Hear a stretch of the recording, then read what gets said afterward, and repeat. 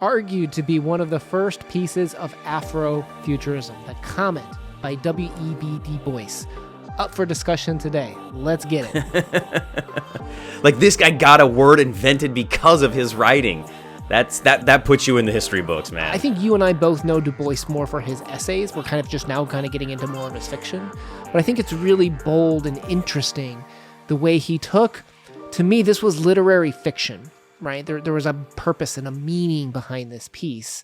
But he had such a fun sci-fi delivery that I think it can easily reach out to connect with people. 100% agree. Oh, by the way, did we say our names? I'm Uno. No. Welcome to the CodeX Cantina. Yeah, And I am Crypto Davis. Yeah. we're obviously very excited about them.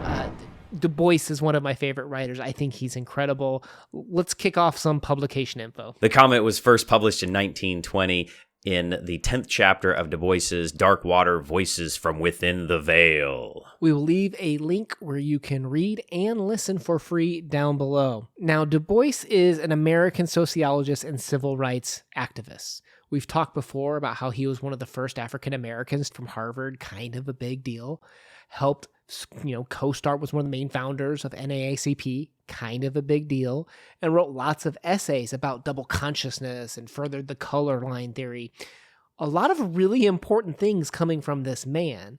And I think this is actually a really interesting story where I would argue the color line could be something that he might have been exploring pretty thoroughly in this piece. Definitely. It's one of the major themes. No denying that whatsoever. But I kind of want to take it one step further and think that this piece almost feels anti-everything. It's anti-racism, it's anti-sexist, it's anti-European colonialization, it's anti-capitalist, it's anti-all establishments. And what would happen if you got rid of them, started to move forward to become better people, and then instead of the rug being yanked out, the rug is put back, I guess, is how you would think about it, because you have this ideology that is being flipped on its head and then put back in place. How do you go back to that? It's almost impossible. And that's what we see Jim Davis kind of experience through this very epic story. Well, it's not how do you get back from it, it's how do you escape from it. And oh, yeah. And sometimes you can't, right? So let's go through a quick plot breakdown, make sure we're on the same page, and then let's continue the discussion. We're obviously very interested in discussing this. So for plot, we start with a messenger, Jim, who heads to the vaults of a bank as people discuss an impending comet. However, while in the vault, the door closes behind him. The comet passes the Earth, and the deadly poison gas trailing behind murders everybody. When Jim makes his way out, he discovers that everyone in close proximity to him is dead from the gases. Jim explores the city, doing things he couldn't previously before, and eventually stumbles upon a woman's voice crying out for help in the upper window. The survivor is a wealthy white woman, Julia. The two travel to the bank where the woman's father works, but find no one left alive. The two try to use phones to call to the outside world, but to no avail. The two become close, even intimate, crossing over what traditionally would have been a racial boundary, a color line between the two of them, when suddenly the woman's father returns with a group of white men. At first, the man is accosted and assumed to have done something wrong. The woman says that he saved her. They give Jim some money and then leave. As they depart, a black woman rushes out to Jim at the end. End plot. Isn't it crazy how it takes something destructive to make us move forward and become better people, and then it can be undone in just an instant, that we only get better maybe through bad things? And that's a very pessimistic way to look at stuff, but I almost feel like that's what DuBois is saying, that it always takes a tragedy for us to become better. Yeah, and I think that's what's so powerful about his writing is, to me, looking at it as an American, right, this is so gritty, and I think that's what kind of, the violence makes it real to me too, because we've seen what takes change a lot of times in America revolves around sometimes a physical force, right? The opening of this story, I love. We start with this quote: "He stood a moment on the steps of the bank, watching the human river that swirled down Broadway. Few noticed him. Few ever noticed him, save in a way that stung. He was outside the world, nothing, as he had said bitterly. Bits of the words of the walkers came to him. And I think this opening paragraph is stunning for several reasons, right? It gives us the setting that we're in a city, let alone Broadway, New York City, right? Very specific. We get information about the character's past trauma, about racism, how, a lot of times he feels stung, and how does he feel about it? He's bitter. And what are the current events? There's this stream of people talking about comets, and he exists outside of society. He is pushed to the back. The president says, you go to the basement, and he's ordered around from, quote unquote, from the story, valuable men. So much information immediately dropped on you by DuBois. Yeah, and I feel like he's trying to set the stage to suggest all these things, a lot of foreshadowing, and you see not only the racial stuff, but the social hierarchy that's created because of these racial issues that are going to make these divides, and then pull them out and see what happens. Can people be better? Mm-hmm. So, to your point, we have a cataclysmic event to change things. Boom! Right? He's in the vault. Everybody dies. He comes out. And it's so sad to me when the first thing he recognizes, he just says, oh my gosh, I'm a black man around a bunch of dead white people with a whole bunch of money. I need to get out of here, right? Like that. You hear jokes like from Dave Chappelle and stuff like that where they talk about that, like, oh crap, we better get out of here before the white man finds us, right? Like, it's so sad that it can be presented both in a comedic fashion as well as in a very sad and tragic perspective. And I think for this way, I think you're meant to take it tragically.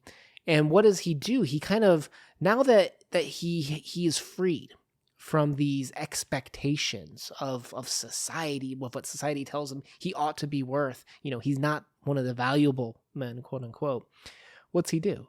He starts exploring parts of the city that he couldn't go to before, places he was denied. Remember, when this was written, this is post-Reconstruction, but we aren't equal. This is pre-civil rights. There were still Jim Crow laws. The people who were of color were treated poorly, denied rights. So now when he's no longer being denied rights by whom? All these people are dead. He can do what he wants. And you can see him start to kind of explore this. And I think you get to see a little bit of a shift in Jim's thinking. He starts to become a little bit more confident, perhaps, like as the story starts to progress. But this is definitely the turning point that when you remove society's pressures, it releases society's weight upon a consciousness, particularly when your consciousness is viewed as different or spit upon basically by society. And when there isn't a group of society, but when he just finds Julia, what happens when he hears her talking? He thinks it's the voice of God because he thinks he's the only one left. So when it's just one other person, those societal norms don't matter anymore because they just have each other. And it's kind of like that Adam and Eve, like we're the only two, so we've got to make this work. And it's only when multiple people are introduced that we see that fabric of life and society and those norms being beat back into them. And it's really sad that we can't just be us, that we will always be influenced by others. And I think that's what DuBois is trying to say here, is that if you break this mold, we'll all be better, but we won't because it's the standard we're used to. And I think we see these really sad lines, like it says, the shackles seem to rattle and fall from his soul. And I think that's very symbolic. We're not that many generations removed at this point in time from slavery. I think the shackles is meant to be a representation of that, his oppression of how he's kept down. And you see now he's starting to step up. He's starting to feel like a leader, right? We get quotes where it says, it was as though some mighty pharaoh lived again, or curled Assyrian lord. He turned and looked upon the lady and found her gazing straight at him. So now you see him, he was never able to, I think, feel like a leader or one of the valuable men. And now he's being compared to the pharaoh or Syrian lord. And it's all because the pressures of society's, construct of racism is removed. He can finally be, the role that I think he maybe wants to be. Yeah, and I think that Julia might want to be better too, but she doesn't know how because she's been taught this racism. And we've talked about that before, that racism is a taught behavior. And there's a quote from the story. They, quote, black men are not simply dark white men. They are not men in the sense of Europeans are men, because that's what she is led to believe about him. And she's got to start trying to break those preconceived notions about who Jim is. Yeah.